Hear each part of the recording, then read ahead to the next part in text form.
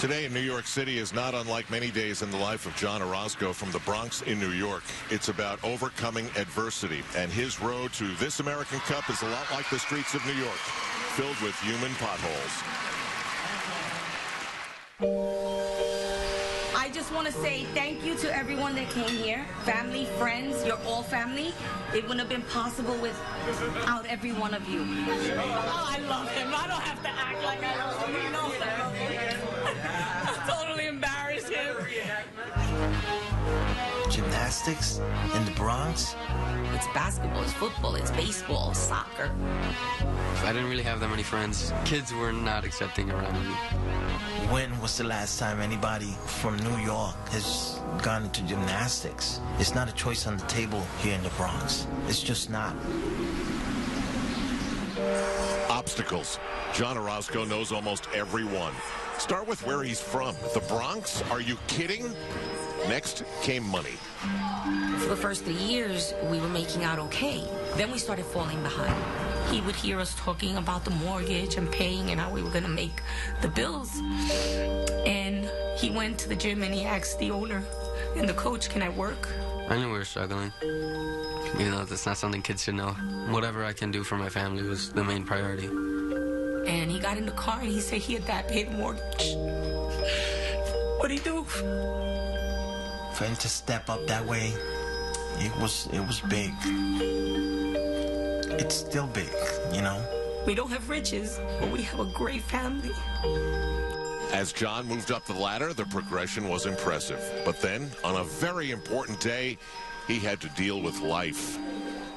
I had won the first day of juniors, and then I was going to compete the senior competition.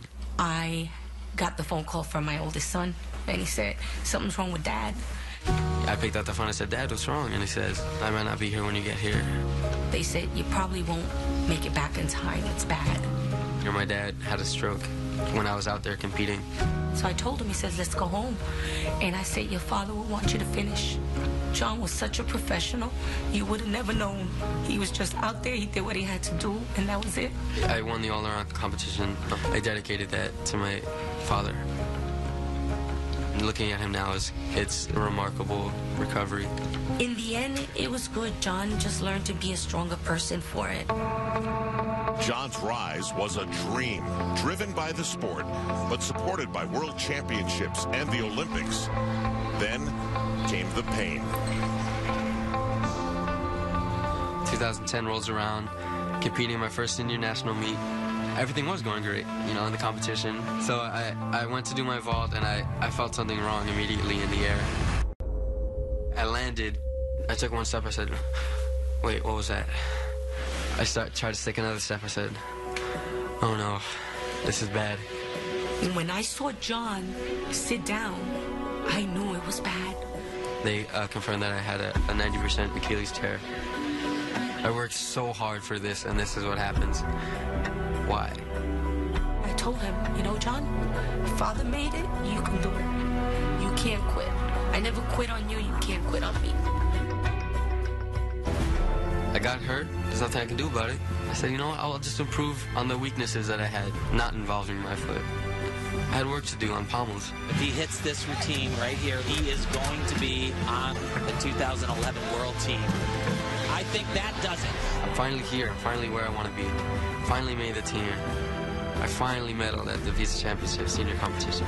Finally going to World Championships. It's all happening now. Double pike and a great landing.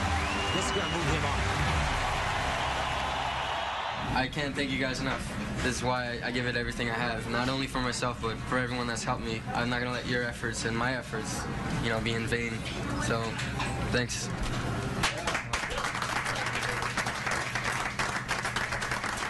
From Sammy's Fish Box on City Island come the brothers Eric, Manny, and Jason. Sister Jessica's probably not far away.